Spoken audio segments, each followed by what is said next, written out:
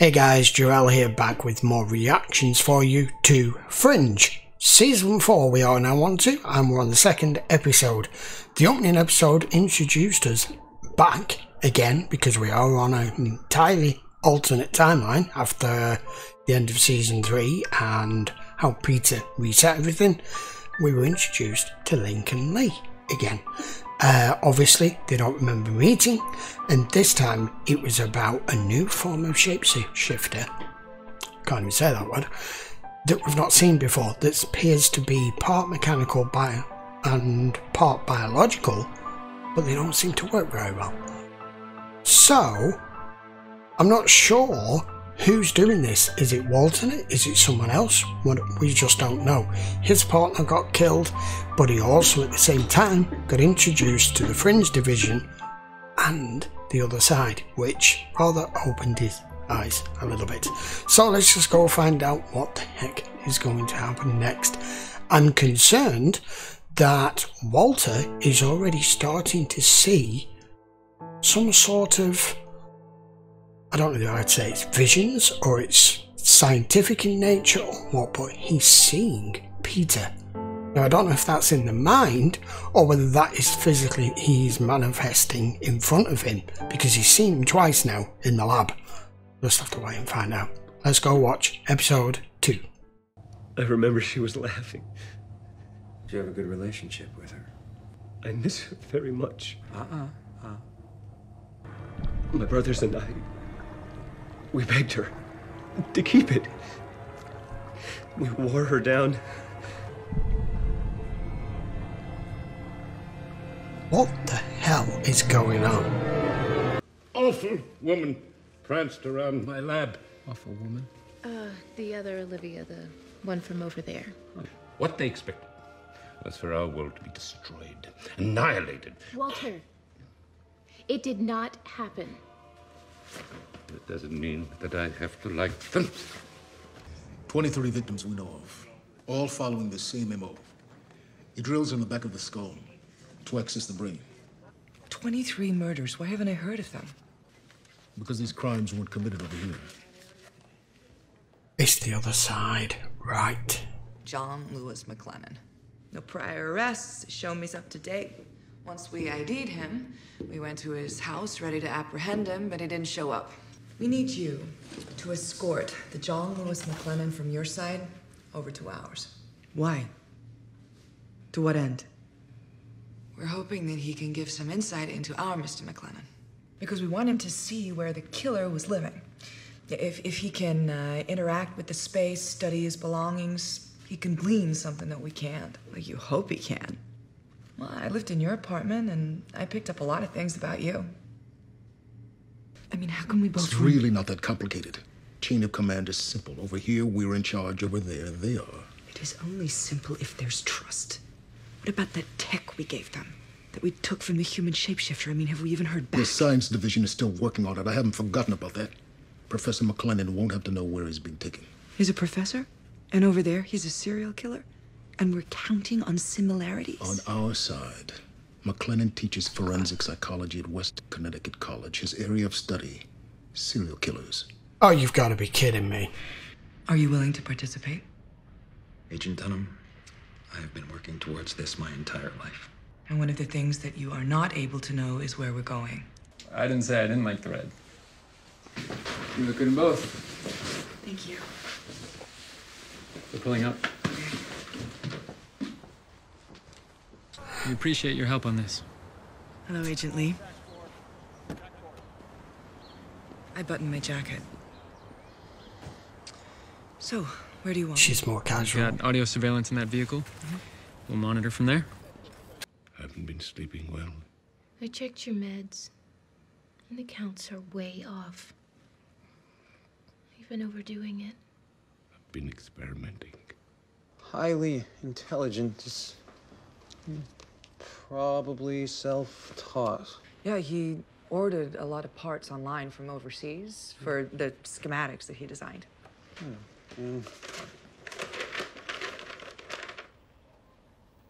What are these for? We don't know. My dad used to work on a farm. We had chickens for a while. He grew up feeling deprived. Other kids had things. He didn't. He's trying to make up for it now. Yeah, he's got lots of sweets. He can't. The chair. We had a set of chairs like that in the house that I grew up in. This is a bad idea. That's crazy. He doesn't know them. Why have them displayed? Because he's jealous of them. Because he hates that they have happy lives. Do you know that man? He's my father. Oh, crap. No, of course not. What the hell is going on here? Why do you have a picture of my father? It's backfired. It's over. Don't. It's my responsibility. I'm finished here! No, they're not twins. Oh my god. Where am I? In this universe, some things are the same and some things aren't. Some things are opposite. People make different choices and therefore end up in different places. I don't just understand him. I am him. What's in him is in me. For as long as I can remember, I knew something was wrong with me. My father, he used a heavy hand to try and fix me. I also came from an abusive home. My stepfather. I want to help people like me. Have you ever acted on it? No. But I've wanted to. She helped me find just small moments of peace. Her name was Marjorie. She taught me that I didn't have to live in the darkness. Imagine what my life would have been like without her. He can never know that you exist. No.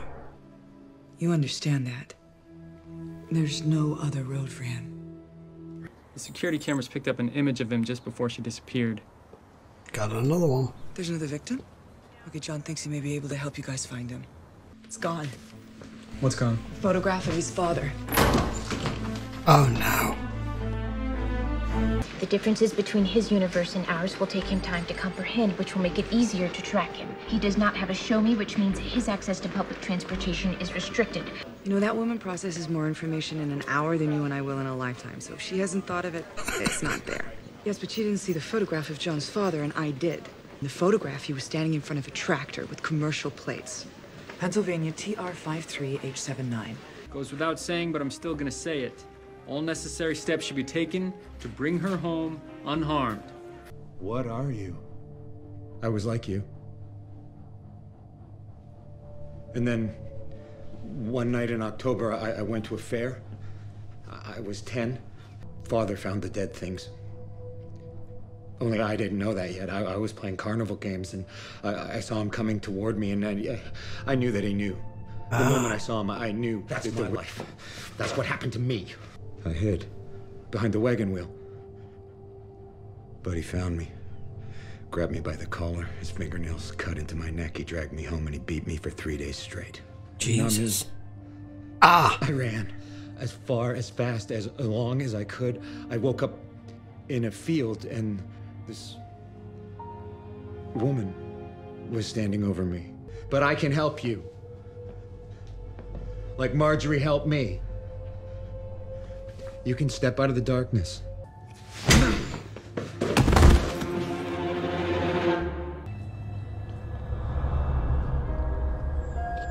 She was so kind. So gentle.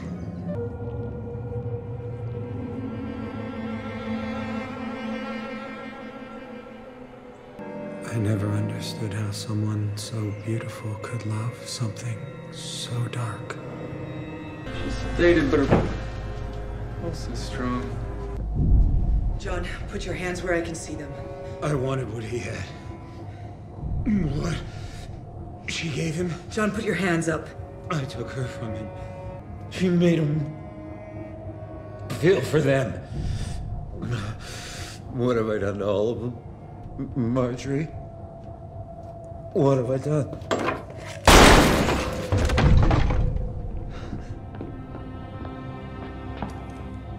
His memories of Marjorie were extracted. Damn I it. just believe the loss is permanent. You've just bred another serial killer. The only thing that's preventing him from... I know. Yeah. Do you remember Marjorie? The other agent asked that too. No. At the risk of sounding sentimental, I've always felt there are people who leave an indelible mark on your soul. An imprint that can never be erased. Walter, who are you? Crap. You hear me? Right here. Walter, I'm right here. No, you're not. Here, Walter. It's like a frigging ghost. Walter. Okay.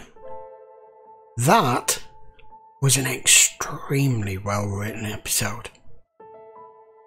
I know the case that they dealt with didn't get the resolution that they wanted, and it was a big risk, the other side coming and asking our side to take our version of their killer, who's a professor, to try and break down who this person is, because in effect it's you, because at some point your lives split where one of you took the right path, one of you took the wrong path, and one of you's got pure darkness still in you and the other one hasn't, thanks to this Marjorie. But unfortunately, through him trying to help, he inadvertently woke this guy to the fix.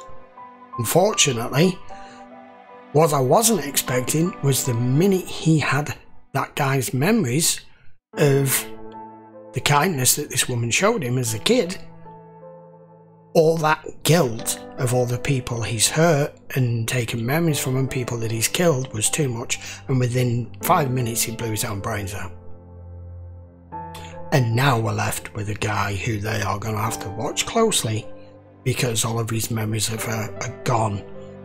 And she's either left, as Broyles subtly put it, some sort of indelible mark on your soul, that even if you don't remember them, you're still a different person because of them, because they help define the person and the character that you become. That was really good. And it was also great to see the two of them working together, even though they are very different to each other.